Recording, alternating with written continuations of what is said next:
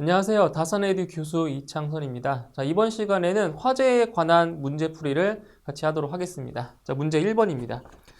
화재에 대한 설명으로 옳지 않은 것은, 자, 이 문제는 화재의 정의에 대해서 물어본 문제네요. 자, 1번. 인간이 제어하여 인류의 문화, 문명의 발달을 가져오게 한 근본적인 존재를 말한다.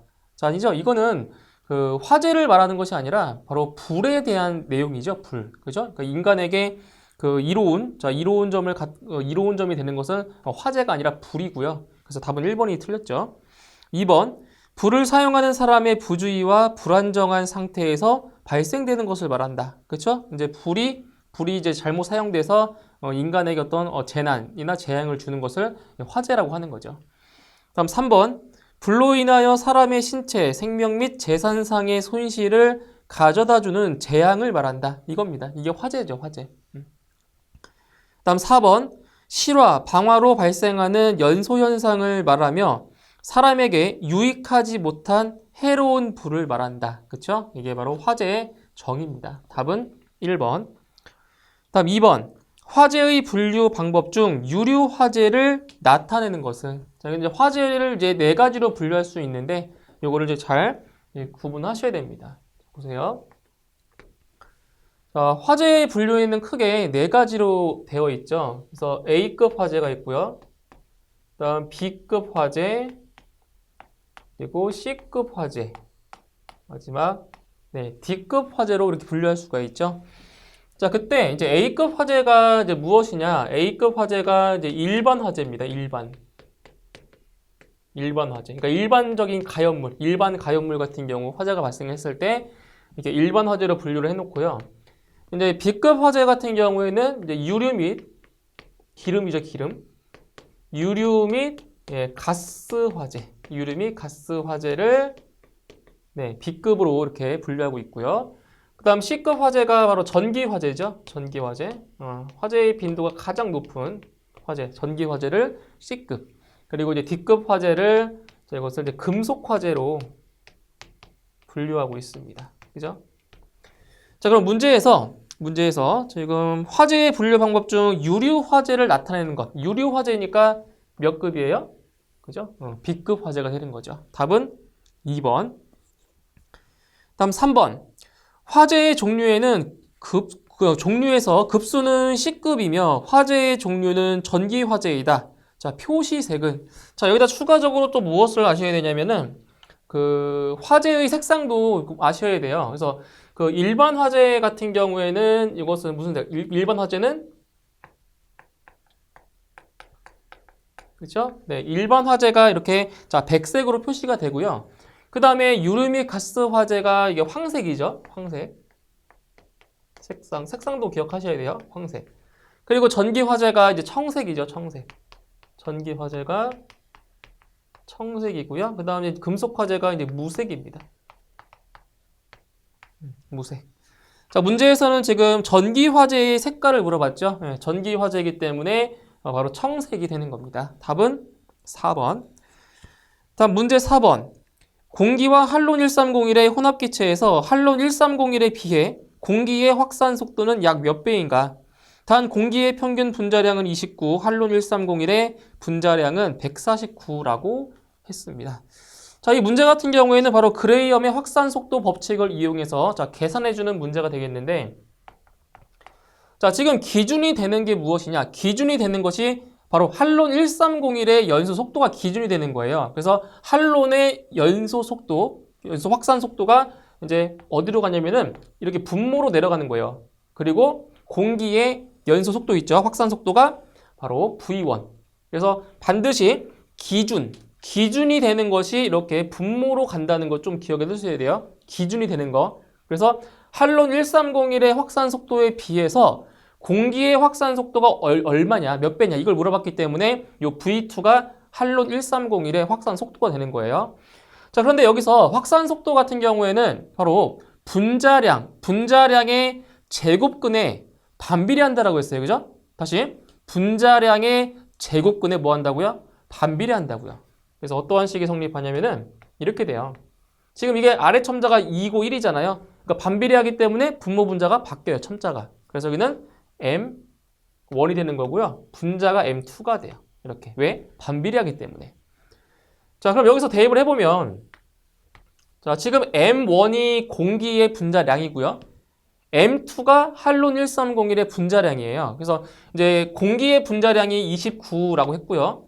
그리고 할론 1301의 분자량이 얼마예요? 149라고 했죠. 149.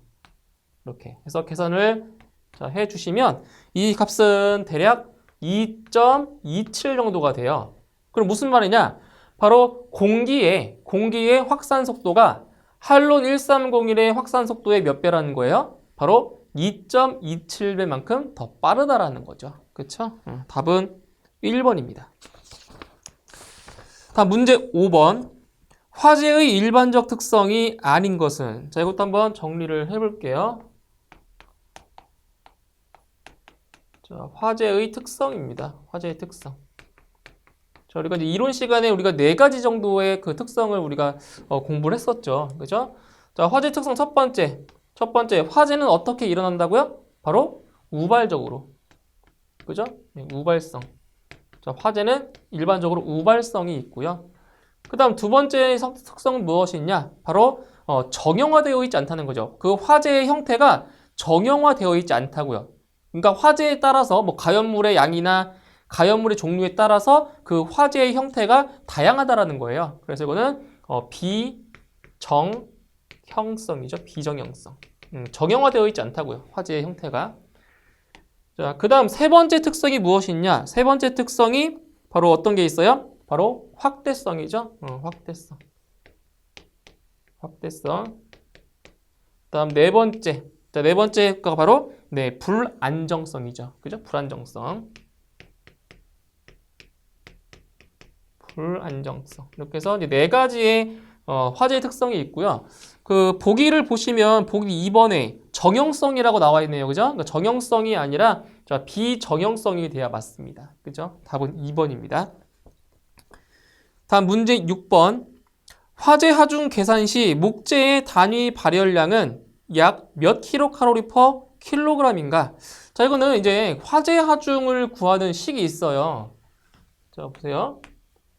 그 화재 하중을 구하는 식인데 뭐 화재 하중을 뭐 Q로 놓을게요. 자, 화재 하중은 어떻게 구해 주냐면은 HA분의 시그마 Q 이렇게 우리가 구할 수가 있어요. 그때 이 문제에서 말하는 그 목재의 단위 발열량이 무엇이냐면은 이거죠, 이거.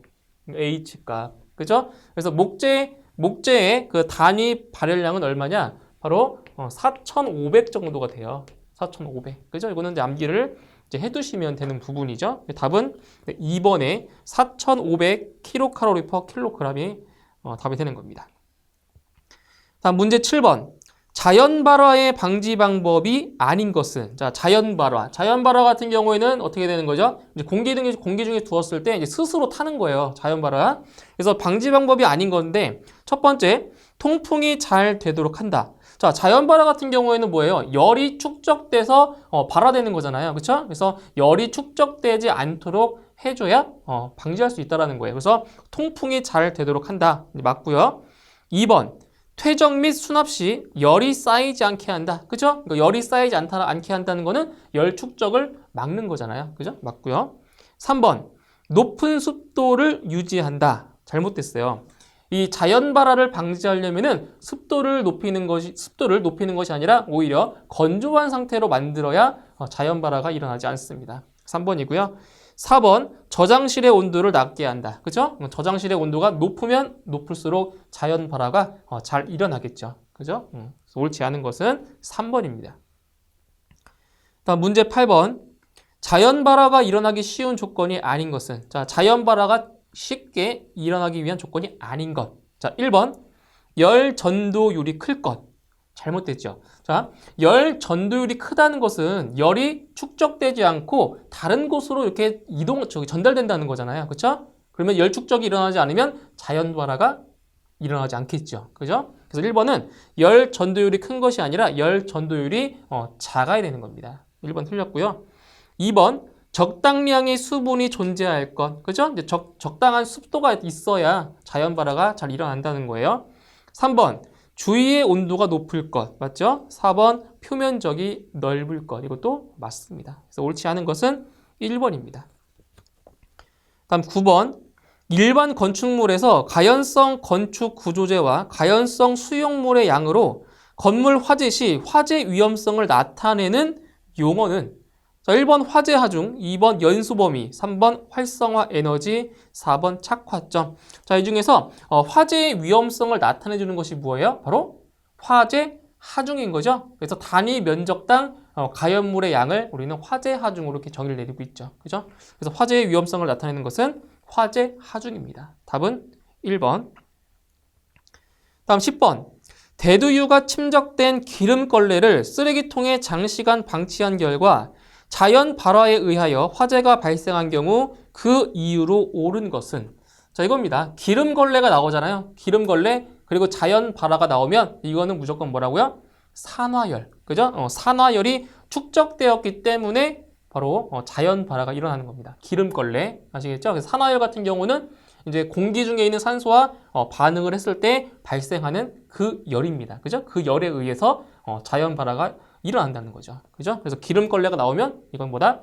산화열이다. 답은 2번. 자, 다음 11번. 화재에 대한 건축물의 소실 정도에 따른 화재 형태를 설명한 것으로 옳지 않은 것은 자, 여기 보시면 이제 건축물의 그 소실 정도에 따른 그 화재 형태는 세 가지의 용어가 있어요. 그래서 무엇이 있냐면 전소화재, 그리고 반소화재, 그리고 부분소화재라는 것이 있는데 자, 첫 번째, 자 1번에 부분소화재란 전소화재, 반소화재에 해당하지 않는 것을 말한다. 맞는 거죠? 그러니까 전소화재도 아니고 반소화재도 아닌 것이 바로 부분소화재라는 거예요. 자, 1번 맞고요. 2번 반소화재란 건축물에 화재가 발생하여 건축물의 30% 이상 70% 미만 소실된 상태를 말한다. 그쵸? 소실된 상태가 30% 이상 그리고 70% 미만인 경우가 바로 반소화재라고 하는 거죠. 다음 3번 전소화재란 건축물에 화재가 발생하여 건축물의 70% 이상이 소실된 상태를 말한다. 그죠? 이게 바로 전소화재입니다. 자, 그런데 4번에 훈소화재란 건축물에 화재가 발생하여 건축물의 10% 이하가 소실된 상태를 말한다. 훈소화재 같은 경우에는 이제 소실 정도에 따른 구분이 안 되잖아요. 그죠? 그러니까 훈소는 그 속도가 느린 완전 무염 연소입니다. 불꽃이 없이 연기가 발생하는 거. 그죠? 연기가 발생하는 것을 바로 훈소라고 하죠. 이거는 건축물의 소실 정도와는 무관한 용어가 되겠죠. 답은 4번이에요. 다음 12번. 건축물 화재의 가혹도에 영향을 주는 주 요소로 적합하지 않은 것은 자 화재의 가혹도입니다. 가혹도. 자 1번에 공기의 공급량, 2번 가연물질의 연소열, 3번 가연물질의 비표면적, 4번 화재 시의 기상. 그러니까 화재 시의 기상이라고 하는 거는 이제 그 날씨, 그죠? 일기를 말하는 거겠죠. 그래서 화재 시의 기상 같은 경우에는 그 화재 가혹도에 큰 영향을 주지는 않습니다. 그래서 4번이 옳지 않은 겁니다. 다음 13번. 화재 하중을 나타내는 단위는 자 보세요. 화재 하중의 단위예요. 자, 화재 하중이라고 하는 거는 단위 면적당 가연물의 양이라고 정의 내렸었죠. 그죠? 그래서 이렇게 보시면 돼요. 화재 하중의 단위는 이겁니다. 네, 단위 면적당, 그죠? 단위 면적당 가연물의 양. 질량의 단위인 킬로그램. 그래서 킬로그램 퍼 제곱미터가 바로 화재 하중의 단위가 되는 겁니다. 답은 3번. 다음 14번. 유류 화재 시 주수 소화하게 되면 소화약재인 물이 갑작스럽게 증기화되면서 화재면을 확대시키는 현상은 자 이거죠. 그 유류 화재의 그 현상 중에서 뭐 보일 오버도 있고 슬롭 오버, 뭐 프로스 오버, 오일 오버 이런 것들이 있잖아요. 그죠? 그런데 이 중에서 지금 뭐라고 했냐면 그 탱크에 유류 화재가 발생했을 때 지금 뭐 한 거예요? 물을 뿌린 거잖아요. 그렇죠? 물을 뿌리거나 뭐 포소화약제를 이렇게 방사했을 경우에 그때 화재면이 확대돼서 이렇게 흘러 넘치는 현상을 무엇이라고 하죠? 그것을 바로 슬롭 오버라고 하는 거죠. 슬롭 오버. 그래서 보일 오버와 슬롭 오버를 좀 잘 구분하실 수 있어야 돼. 헷갈려요. 되게 비슷하기 때문에. 그러니까 오일 오버, 그러니까 보일 오버도 탱크 밖으로 이렇게 흘러 넘치는 거고요. 슬롭 오버도 마찬가지로 탱크 밖으로 흘러 넘치는 거야. 똑같아요. 그죠? 그런데 보일 오버 같은 경우는 그 탱크 하부에 있는 그 물이 끓으면서 그 연소유와 동반해서 분출하는 것이 보일 오버고, 슬롭 오버 같은 경우에는 그 유류 화재의 그 소화약제, 물이나 포말을 뿌렸을 때 이제 그거에 의해서 이제 그 연소유가 분출하는 현상을 슬롭 오버라고 하는 거죠. 그죠? 그래서 답은 3번의 슬롭 오버가 답이 되는 겁니다. 다음 15번. 화상의 종류 중 전기 화재에 입은 화상으로서 피부가 탄화되는 현상이 발생하였다면 몇 도 화상인가? 자, 화상의 그 종류에는 총 4가지가 있죠. 1도 화상부터 제 4도 화상까지 4가지가 있는데, 자, 이 중에서 피부가 탄화돼요. 피부가 탄화되는 현상, 그리고 그게 뼈까지 도달하는 현상을 제일 높은 단계인 4도 화상이라고 하고 있죠. 그죠? 그러니까 피부가 탈 정도면은 4도 화상이라고 보시면 됩니다. 답은 4번. 다음 16번. 착화 에너지가 충분하지 않아 가연물이 발화되지 못하고 다량의 연기가 발생되는 연소 형태는? 자, 이거 뭐예요? 자, 보세요. 착화 에너지가 충분하지 않아서 자, 가연물이 발화되지 못하고 다량의 연기가 발생한다. 이제 우리가 이게 볼 수 있는 담배. 그죠? 담배 같은 경우도 훈소 연소의 한 일종이에요. 그죠? 바로 답은 1번의 훈소가 되는 겁니다. 그죠? 그래서 가연물이 발화되지 못하고 다량의 연기가 발생되는 연소 형태. 바로 훈소가 되는 거죠. 1번. 다음 17번. 전기 화재의 원인으로 가장 거리가 먼 것은? 전기 화재의 원인. 자, 1번 단락, 2번 과전류, 3번 누전, 4번 절연과다. 자, 이 중에서 전기 화재의 원인이 아닌 것은 뭐겠어요? 절연과다죠? 그러니까 절연 상태가 절연이 부족하면 화재가 발생하겠지만, 절연이 과다라고 해서 어때요? 화재가 발생하지 않죠. 그죠? 절연은 많이 잘할수록 화재가 발생하지 않는 겁니다. 답은 4번이에요. 다음 18번. 산화열에 의해 자연 발화될 수 있는 물질이 아닌 것은? 자, 이것은 자연 발화의 그 형태 중에서 그 산화열에 해당하지 않는 것을 찾는 거예요.